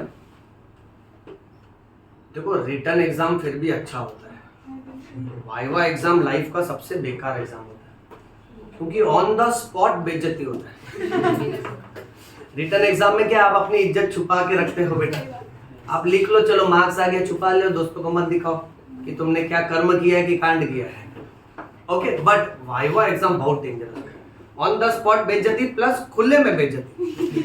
डेमोक्रेसी मतलब टीचर इधर क्वेश्चन पूछा, बाजू में तुम्हारा फ्रेंड भी बैठा रहेगा, 2-2 3-3 बच्चों का वाइवा साथ में होता है, तो जाके सबको बताता है इसको कुछ आता नहीं, इसको क्या गाली दे रहा था टीचर मालूम। तो ये वाइवा ना बहुत दिमाग खराब कर देता है। उसमें एक तो क्या होता है कि वो एनवायरनमेंट में वो टीचर जैसे ही पूछता है, थोड़ा आवाज बढ़ा के चढ़ा के पूछ लिया तो हमको डर लगता है। रिटर्न में तो क्या है कि हम लोग चलो डर गया, थोड़ा हम लोग आंख बंद करके सो जाता है, पानी पीता है, उठता है, थोड़ा देखता है दोस्त भी डर रहा है, वो देख के कॉन्फिडेंस बढ़ता है। अच्छा लगता है ये। बट वाइवा में कैसा है ना, उधर सामने सामने निपटाना रहता है। एमबीबीएस के वाइवा में है ना, टीचर है ना आपको ज्यादा मौके नहीं देता है। अगर उसने आपसे 5 सवाल पूछे सिंपल रूल है। तो हर 5 सवाल में से 3 सवाल का जवाब आना चाहिए, because more than 50% is passing. अगर 5 में से आपको 2 ही सवाल का जवाब आया, 3 का जवाब नहीं आया, तो सोचो, आप खुद ही समझ जाओ आप फेल हो। अब उसमें ना ऐसे ये जो गाइनेक के वाइवा होते हैं ना, उसमें टीचर ऐसे ही आड़े टेढ़े वर्ड पूछते हैं जो बुक के अंदर के रहते हैं। अब ऐसे पूछ लेते लाइटनिंग क्या है, ये 3rd ईयर एमबीबीएस का फेवरेट क्वेश्चन है। ओके, 2nd ईयर से चालू हो जाता है, 2nd ईयर 3rd ईयर जब गाइनेक आता है ना, तब सर्जन्स बहुत पूछते हैं। अब लाइटनिंग में ना हमेशा पूरे क्लास में मेजोरिटी लोग तो डेफिनेटली सीरियस होते हैं, अच्छा पढ़ाई करते हैं। कुछ बच्चे ऐसे होते हैं जो है ना, मतलब जिनको पता ही नहीं है कि क्या चल रहा है करके, तो वो जब वाइवा में बैठते हैं ना, तो उनसे पूछते हैं ना व्हाट इज लाइटनिंग, तो एक आध बच्चा ऐसा रहता है, बोलता है सर जब वो बारिश आने जब वो बादल काला हो जाता है, बिजली का ऐसा बोले, तो सर्जन भी ना सुनता, इतना गहराई से सुनेगा ना, तुमको लगेगा तुम बेस्ट बोल रहे हैं, और फिर लास्ट में सिर्फ स्माइल करके बोलता है कम नेक्स्ट ईयर। कम नेक्स्ट ईयर यानी फिर बाद में तुम जाते हो, तुम बोलते हैं देखो मालूम मेरे को एक ही सवाल पूछा, मैं राइट जवाब दिया, मेरे को बोला अगले साल मिलते हैं। तो सीनियर बोलते हैं एड़ा, उसका मतलब क्या है मालूम है, तू अगले साल फिर इधर ही बैठेगा, तो तेरे को पास नहीं करने वाला, तू फेल होने वाला है। फिर बाद में पता चलता है कि लाइटनिंग जो है 3rd ट्राइमेस्टर में होगा, जब बच्चा ऊपर की तरफ है तो वो थोड़ा सा और नीचे आके फंस जाता है, यानी मदर को अचानक से फील होएगा कि पेट के अंदर कुछ खिसक गया। अब वो बच्चा लोअर पेल्विस में आके फिक्स होता है, क्योंकि उसके बाद डिलीवरी स्टार्ट होता है। अब इसको लाइटनिंग बोलते हैं। अब जब बच्चा पैदा होगा ना, दूसरा वर्ड सुनो,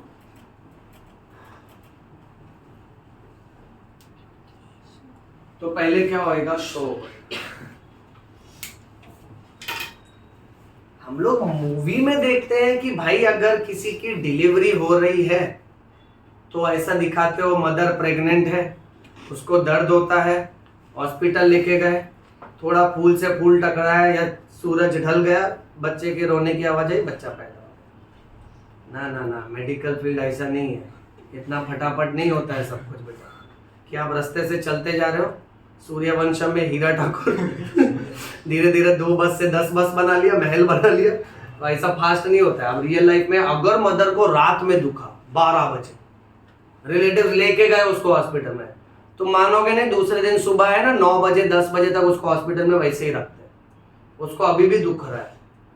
अब तुमको एज ए रिलेटिव खराब लगेगा, अरे अभी तक डिलीवरी नहीं करवाया डॉक्टर, करवाते हैं, डिलीवरी होती है, ठीक है। जब वो लेबर पेन बहुत ज्यादा हो जाता है और जब नीचे का रास्ता, सर्विक्स का रास्ता खुलने लगता है, तब डॉक्टर फीमेल को शिफ्ट करते हैं लेबर वार्ड में, वरना जनरल वार्ड में ही रखते हैं। अब रिलेटिव जो है वो नॉन बायो होता है, कुछ तो नॉन साइंस वाले होते हैं, वो तो बड़े गजब होते हैं। वो सोचेंगे, उनका दिमाग कैसे काम करता है, बोलता रात 12 बजे में लाया ना, 1 बजे तक बच्चा आ जाना चाहिए। अब उनका अलग ही गणित चल रहा है। तो ऐसे लोग आके हॉस्पिटल में डिस्टर्ब करते हैं, आके फिर ये हॉस्पिटल में तोड़ फोड़ भी कर देते कि अरे डॉक्टर कुछ कर ही नहीं रहा है, रात से लेके अब तक ये बेड पे चिल्ला रही है, तड़प रही है, फिर वीडियो बनाते। डॉक्टर बोलते हैं ग्रेट, ये ले एनसीईआरटी, ठीक है, ये ले मेडिकल बुक, जा पहले पढ़ के आ। So now what happens is, बच्चों एक बात को समझो, मैं भले थोड़ा मजाक में कह रहा हूँ, अपना इंटेंशन किसी को भी हर्ट करने का नहीं है, अपना इंटेंशन बहुत सिंपल है कि अगर मदर को लेबर पेन हो रहा है तो सोचो उसके भी 8 घंटे 10 घंटे बाद डिलीवरी स्टार्ट होता है, तब तक मदर को वो सहन करना पड़ता है। अब ये पॉइंट क्यों जरूरी है मालूम है, ये अपने को हर मदर को बोलना चाहिए, ताकि वो मेंटली प्रिपेयर्ड होगी ना। उसको क्या थोड़ा दुखने लगा, उसको लगे हाँ अभी होएगा अभी होएगा अभी होएगा, और डॉक्टर उसको रुका के रखते हैं। क्योंकि असलियत में क्या होता है, अब मैं तुमको एक अंदर की बात बताता हूं। जब एक मदर डिलीवर करने वाली होती है, उसको लेबर पेन आता है, तो जब वो हॉस्पिटल में आती है ना, तो डॉक्टर एक स्पेशल एग्जामिनेशन करते हैं जिसको वजाइनल एग्जामिनेशन बोलते हैं। या तो डॉक्टर या तो बहुत से हॉस्पिटल में कुछ नर्सेस ही कर लेती हैं, सीनियर नर्स या जूनियर डॉक्टर्स होते हैं वो कर लेते हैं। मेन डॉक्टर देखो कैसा है, मेन डॉक्टर किंग है, वो फिजूल तभी नहीं आएगा जब उसको परफॉर्म करना ही नहीं है, जब उसको एक्चुअल में परफॉर्मेंस देना है तब वो आएगा, और वो किंग की तरह अच्छे से हेल्प करेगा और निकल जाएगा। क्योंकि वो काम, जो काम वो कर सकता है ना, वो कोई नहीं कर सकता, तो छोटे मोटे काम में वो आएगा नहीं। तो अब क्या होता है ना कि कोई जूनियर डॉक्टर, लेडी डॉक्टर क्या करेगी, फीमेल लाइंग डाउन पोजीशन में वो ग्लव्स पहनते हैं, ग्लव्स के ऊपर जेल अप्लाई करते हैं, और फीमेल के वजाइना में फिंगर इंसर्ट करते हैं and depending upon 1 finger 2 finger 3 finger उनको आइडिया आता है कि वजाइना का एरिया और अंदर सर्विक्स का एरिया कितना डायलेट हुआ है, कितना खुल गया है। अब इसमें मैं तुमको एकदम मुद्दे की बात बताता हूं। अगर ये सर्विक्स का डायलेशन यानी अल्टीमेटली देखो कैसे वजाइना एक पैसेज की तरह, ठीक है, उसके अंदर और एक पैसेज है सर्विक्स और फिर यूट्रस है पूरा, अगर फीमेल सोई हुई है तो जब डॉक्टर्स वजाइना में फिंगर इंसर्ट करते हैं ना तो उनको एक अंदाज आता है, अच्छा 2 फिंगर यानी लेट से 4 सेंटीमीटर, ठीक है, फिर 6 सेंटीमीटर। जब तक सर्विक्स का डायलेशन 10 सेंटीमीटर से ज्यादा नहीं हो जाता ना तब तक वो फीमेल को वहां से हटा के लेबर रूम में नहीं लेते। अंदाज बता रहा हूं 10 सेंटीमीटर। तो इसलिए अब क्या होता है मालूम, मेडिकल लैंग्वेज क्या होती है कि जैसे सपोज फॉर एग्जांपल अगर एक डॉक्टर है, उसकी कोई रिलेटिव का डिलीवरी हो रहा है, अब वो वहां पर है नहीं, मान लेते हो गांव में रहती है, तो गई किसी और डॉक्टर के पास। डॉक्टर्स कैसे कम्युनिकेट करते हैं मालूम, वो फोन करते, अरे तुम समझाओ ना, तुम डॉक्टर हो, तुम इनको बोलो ना, अभी तक डिलीवरी किया नहीं, 8 घंटे से इधर ही पड़े हैं पेशेंट। तो डॉक्टर समझता है कि ये टेक्निकल बात है, तो डॉक्टर दूसरे डॉक्टर को फोन करता है, बोलता है सर सर्विक्स डायलेशन कितना है, वो बोलता है 4 सेंटीमीटर। वो डॉक्टर समझ जाता है, वो अपने रिलेटिव को बोलता है और 3-4 घंटा रुक जाओ। फिर थोड़ी देर बाद बोलता है सर सर्विक्स डायलेशन कितना होता है, बोलता है 8 सेंटीमीटर। सर्विक्स डायलेशन कितना हुआ, 10 centimetre. Now they understand that कि अब कुछ टाइम में, कुछ मिनट, कुछ घंटों में डिलीवरी स्टार्ट हो जाएगा। सो ये है ना, डॉक्टर्स अंदर ही अंदर सेंस करते हैं, क्योंकि बच्चा जैसे और नीचे सरकते जाएगा ना तो सर्विक्स की जो माउथ है ना, उसका जो ओपनिंग है ना, वो खुलते जाता है। अब फीमेल को उतने टाइम के लिए लेबर पेन सहन करना पड़ेगा, उसके लिए डॉक्टर कोई पेन किलर ये सब नहीं देगा, क्योंकि ये तो अच्छा ही कुदरती दर्द है, इसी की वजह से डिलीवरी होगा। उसके बाद ये सर्विक्स डायलेशन का पॉइंट तो क्या है, ये तो डॉक्टर को मालूम है। अब मान लेते हैं एक मदर खुद अगर प्रेग्नेंट है तो वो कैसे अंदाजा लगाए कि भाई कब डिलीवरी होएगा, वो तो बेचारी 6 घंटे 7 घंटे से दर्द सहन कर रही है, एंड शी लाइक यार कब डिलीवरी होएगा करके वो इरिटेट हो जाएगी। अब हर मदर को ये पॉइंट याद रखना चाहिए, बहुत इंपॉर्टेंट होता है शो। अगर किसी फीमेल वार्ड में महिलाओं के विशेषज्ञ डॉक्टर का अगर एक हॉस्पिटल है, गायनेक हॉस्पिटल, मैटरनिटी हॉस्पिटल, आप मैटरनिटी हॉस्पिटल में चले जाओ और उधर आप अगर पैसेज में चिल्ला दो इट्स शो टाइम, तो चुपचाप ना 3-4 नर्स हड़बड़ा जाएंगी, वो तरह तरह का कॉटन, स्पिरिट, ये वो तैयारी करके सीधा लेबर रूम में चली जाएंगे। मेडिकल कोड लैंग्वेज के हिसाब से शो टाइम यानी डिलीवरी का टाइम हो चुका है। उसके पीछे साइंस है, बताता हूं, ध्यान से सुनना। जैसे अगर आप आईसीयू में चले गए और आईसीयू में आपने बोला डॉक्टर हेल्प, एमआई का केस है, MI is myocardial infarction, doctor समझ जाएगा ये तो हार्ट अटैक का केस है, तुरंत जाके इंजेक्शन वगैरह चलाते हैं, नहीं तो हार्ट बंद पड़ जाएगा, फिर वो चेस्ट कंप्रेशन, ठीक है, फिर उसको क्या है कि वो शॉक मशीन और हार्ट में इंजेक्शन देना पड़ेगा, हड़बड़ी का मामला हो जाएगा, डॉक्टर तुरंत दौड़ेगा उधर से। अब शो टाइम का मतलब ये होता है जब एक महिला बच्चे को जन्म देती है, बच्चा जब नीचे को सरकता है तो बच्चे के आजू बाजू में है ना बहुत सारा फ्लूइड होता है बेटा। अब अगर इस महिला को यह फील होता है कि अचानक से इसके थाइस के एरिया काफी गीले हो चुके हैं, क्योंकि ये फ्लूइड बेटा अंदाज से 1 लीटर होता है, अंदाज से, यानी आप समझ लो एक छोटा पानी का बोतल आता है ना 1 लीटर का, अगर उतना पानी अगर इफ इन केस आपके पेट पे या फिर आपके थाइस में मैं डाल दूं तो आपको कितना हाई लेवल का एहसास होगा, अरे ये तो बहुत गीला हो गया।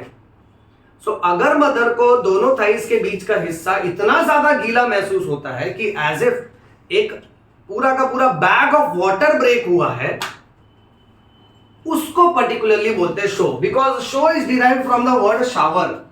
There is a shower of this fluid is called as amniotic fluid. अब होता कैसे, देखो जब बच्चा स्लाइड करेगा ना तो स्लाइड करने से पहले आप देखो ना किसी भी वाटर स्लाइड में देखो, आप जहां से झूला खा के नीचे जाते हो तो उस पर कंटिन्यूसली पहले पानी फ्लो होता है, नहीं तो आप स्लाइड खाओगे बीच में अगर चिपक गए अटक गए फिर उधर से चल के पैदल नीचे आना पड़ेगा। सो वैसा ही कुछ कुदरती अंदाज है। अब नेचर क्या करता है, जब बच्चा डिलीवर होने वाला है ना, पहले बैग ऑफ वाटर को ब्रेक कर देता है, ताकि अंदर का पूरा पैसेज जो है एकदम गीला हो जाए और अंदर का पैसेज बहुत स्लिपरी हो जाए, फिर बच्चा आराम से स्लाइड होके डिलीवर होता है। सो अगर मदर को शो फील होता है, बट ध्यान से सुनना, जब ये बैग ऑफ वाटर ब्रेक हुआ ना, उस टाइम पे उनको पेट में दर्द भी रहना चाहिए, क्योंकि सोचो कुछ कुछ मामले में ऐसा होता है वाटर ब्रेक हो जाता है, मान लेते हैं रात 11 बजे वाटर ब्रेक हो गया और इनको दर्द ही नहीं हो रहा है, ये एकदम नॉर्मल है, ये उठेंगे अपने हस्बैंड को उठाएंगे, अरे देखो ना यार थोड़ा पानी जैसा निकल रहा है, शायद मेरे को लगता है अनजाने में नींद में शायद यूरिन पास हो गया होगा, कई फीमेल ऐसा इंटरप्रेट करती है उसको। अब अनलेस एंड अनटिल फिर वो फोन करता है डॉक्टर को कि डॉक्टर वो मैंने अपनी वाइफ का बोला था ना आपको, उसका 9th मंथ है, उसको यूरिन पास हो गया, तो डॉक्टर बोलते हैं ये सुन एक काम कर तुरंत हॉस्पिटल में, क्योंकि डॉक्टर जानता है ऐसे मेच्योर्ड औरत है, उसको 9 महीने से डॉक्टर देख रहा है, उसको ऐसा कैसा यूरिन पास हो जाएगा। तो डॉक्टर समझ गया कि इसका वाटर ब्रेक हो चुका है। फिर जैसे ही वो हॉस्पिटल आती है डॉक्टर उसको एग्जामिन करता है, पूछता है आपको दुख रहा है क्या, बोलते नहीं नहीं दुख रहा, तो डॉक्टर और टेंशन में, क्योंकि अब पैसेज ऑलमोस्ट गीला हो चुका है बट पेन ही नहीं आया, तो क्या कॉन्ट्रैक्शन ही होगा तो बच्चा आएगा नहीं। अब पैसेज का पानी खत्म हो चुका है तो कुछ समय बाद वो सूख जाएगा और फिर बाद में पेन आया तो ये टाइमिंग खराब हो गया ना, क्योंकि पेन का आना और ये वाटर ब्रेक होना साथ में होना चाहिए। तो अगर अंदर का पैसेज सूखा हो जाएगा तो बच्चा सरक नहीं पाएगा, तो नॉर्मल डिलीवरी नहीं होगी, फिर ऑपरेशन डिलीवरी होती है जिसको सिजेरियन डिलीवरी बोलते हैं। फिर सिजेरियन डिलीवरी में डॉक्टर क्या करेगा, पेट पे यहाँ कट देगा, उसको बेहोश करेगा। अब ये एक अलग चक्कर चालू हो जाता है। माय डियर स्टूडेंट्स, कुछ जरूरी बातें बोलता हूं, ध्यान से सुनना, यानी कैसा कुछ कुछ बातें टेक्स्ट बुक के काफी बाहर की हैं बट बहुत जरूरी है। अब सिजेरियन डिलीवरी का लफड़ा क्या है, देखो अगर एक औरत नॉर्मल डिलीवरी करती है, उसने आज बच्चे को डिलीवर किया, डॉक्टर कल सुबह उसको घर भेज देगा, यानी उसका हॉस्पिटलाइजेशन का दिन इतना ज्यादा नहीं होता है। बट ऑपरेशन डिलीवरी, अब उसको टाका दिया यहाँ पे, यहाँ पेट में कट करके लेयर बाय लेयर कट करते हो, यूट्रस तक पहुंचते, फिर यूट्रस को कट करते हैं और वहां से बच्चा डिलीवर करते हैं और फिर लेयर बाय लेयर स्टिचेस के थ्रू उसको क्लोज करते हैं। अब ये औरत तुरंत दूसरे दिन कल घर पे नहीं जाएगी, इसको कम से कम 4 या 5 दिन तो लगेगा हॉस्पिटल में। 4 या 5 दिन तो छोड़ो, दूसरे दिन जब ये बेड पे अगर ऐसी लेटी है ना, अगर ये एक करवट भी लेती ना, इसको टांका इतना दुखेगा ना जबरदस्त कि ये हिलेगी भी नहीं बेड से। इसको उठ के आप बोलोगे ना चलो चाय पी लो या चलो थोड़ा नाश्ता कर लो, फ्रूट जूस पी लो, तो ये उठ के भी नहीं बैठेगी। इसको अगर खांसी आया ना, इसको खांसी से डर लगेगा। कोई रिलेटिव आ गया, मान लो कोई मजाकिया रिलेटिव आया, जोक मार रहा है बहुत, बोलेगी इसको लेके जाओ, ये मेरे दर्द का कारण है। ये फीमेल अगर टाके है ना, मैं भले मजाक में बोल रहा हूं बट आप लोग हमेशा मेरी गहराई समझा करो मैं क्या कहना चाहता हूं, ठीक है ओके। अब ये फीमेल को पेट में ना बच्चों इतना दुखता है कि इससे खांसी छींक बर्दाश्त नहीं होगा। ये डॉक्टर को जब इसको फील हो ना, डॉक्टर को बोलेगी मेरे को पहले कफ सिरप चालू कर दो, और ये ना ज्यादा जोर से बोल भी नहीं पाएगी। प्लस क्या होगा मालूम है, अब दूसरे दिन देखो एक और स्टेप क्या बढ़ जाएगा, एक नर्स आएगी, उसका ड्रेसिंग का स्टिकर जो है, जो ड्रेसिंग टेप है वो खोलेगी, फिर डेटॉल वेटॉल से साफ करेगी टाका, फिर उसके बाद क्रीम लगाएगी, फिर नया ड्रेसिंग करेगी। अब ये कैसा है, हर एक दिन छोड़ के एक दिन या हर दिन होते रहेगा, क्योंकि उसमें से कभी कभी ब्लड भी निकलता है, पानी भी निकलता है उसमें से। अब ये मदर को ड्रेसिंग भी करवाना है रोज, प्लस बच्चे को ब्रेस्ट फीड भी करना है, डिफिकल्ट हो जाता है ना। प्लस हॉस्पिटल स्टे बढ़ जाता है, हॉस्पिटल चार्जेस बढ़ जाते हैं। सिजेरियन डिलीवरी का कॉस्ट लैक्स में चले जाता है, नॉर्मल डिलीवरी का कॉस्ट थाउजेंड्स में ही रहता है। तो इसीलिए कैसा है ना कि ये दोनों का टाइमिंग बहुत जरूरी है। और लास्ट बहुत इंपॉर्टेंट पॉइंट बच्चों, अगर एक बार एक वुमेन को सिजेरियन डिलीवरी हुई तो बाद में की सारी प्रेगनेंसी उसको हमेशा सिजेरियन डिलीवरी होगी, क्योंकि वो जो पेट का हिस्सा है ना, देखो इसको हॉस्पिटल से मान लेते हैं 5 दिन के बाद डिस्चार्ज कर दिया, फिर डॉक्टर इससे बोलेगा 7 या 10 दिन जब हो जाए ना वापस आना, ये जो स्टिचेस है ना इसको कट करेंगे। फिर सोचो 7 या 10 दिन के बाद तो स्टिचेस कट होंगे, फिर उसके बाद उनका चलना फिरना थोड़ा बहुत चालू होगा, वो भी कंफर्टेबल वाला। हालांकि टाके के साथ भी वो चल सकते हैं, कोई प्रॉब्लम नहीं है, पर तकलीफ होती है। अब पॉइंट ऐसा है कि वो हिस्सा जो है ना वो थोड़ा सा कमजोर ही रह जाएगा। आप मान लो ना, जैसे suppose for example let's say दीवार में कहीं क्रैक आ गया, मैं तो सीमेंट लगा दिया ऊपर से, बट वो अंदर से तो अभी भी कमजोर ही है ना बेटा। सो वैसे ही होता है। अब उसका जब नेक्स्ट डिलीवरी होगा ना, तो पेट जब वापस से एक्सपांड होता है और डॉक्टर अगर नॉर्मल डिलीवरी ट्राई करेगा तो जहां सिजेरियन का लास्ट टाइम जो स्टिचेस था ना वो एरिया ब्रेक हो जाता है। इसीलिए हर नेक्स्ट डिलीवरी में फिर सोचो जिस एरिया पे पुराने डॉक्टर ने कट दिया था ना, एग्जैक्ट उसी के ऊपर डॉक्टर वापस कट देता है बेहोश करके। यानी ये समझ लेना, अगर किसी औरत का सिजेरियन डिलीवरी हुआ है तो उसका बाकी सारा प्रेगनेंसी सिजेरियन डिलीवरी ही होगा। Are we clear with this? अच्छा, इसीलिए कैसा होता है ना, नॉर्मल डिलीवरी और ऑपरेशन डिलीवरी, ये दोनों के पॉइंट्स को अगर हम देखें, नॉर्मल डिलीवरी के लिए बहुत ज्यादा जरूरी है कि प्रेगनेंसी के टाइम भी औरत को हल्का फुल्का मूवमेंट चालू रखने का। ओके, बिल्डिंग के बाजू में जो 3-4 स्टेप्स है ना, ओके, थोड़ा चढ़ने का उतरने का, धीमे धीमे आराम से, गिरना नहीं चाहिए, धीरे धीरे चढ़ो उतरो, घर में टहलते रहो। वो जो फीमेल्स होती है ना, जो मेंटली एकदम नाजुक होती हैं, डेलिकेट सेंसिटिव होती है, शहरी जिंदगी में बड़ी हुई है, देखो गांव की जो फीमेल्स होती हैं वो तो क्या दिन रात मेहनत करती है। आप मानोगे नहीं, प्रेगनेंसी के टाइम भी वो खेत में जाएंगी, भारी भारी वजन उठाती हैं वो, ऐसी ऐसी फीमेल्स होती है। और सोचो वो फीमेल्स मेंटली फिजिकली अंदर से उनका कोर स्ट्रेंथ इतना ज्यादा होता है ना कि उनका मैक्सिमम नॉर्मल डिलीवरी होता है। In fact they don't even care, उनका डिलीवरी तो घर पे ही हो जाता है, फ्री होम डिलीवरी।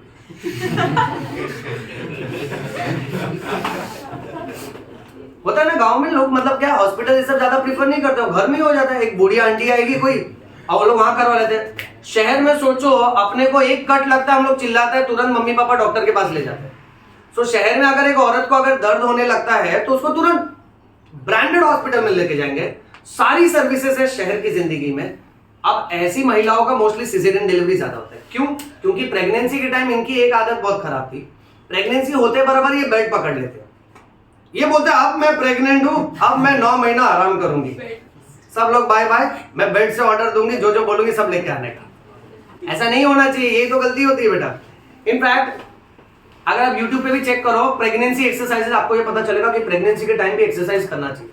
लोग आपसे बोले अरे प्रेगनेंसी है, बेड पे रहो, उतरो मत, पैर नीचे मत रखो, ऐसा नहीं रहता है।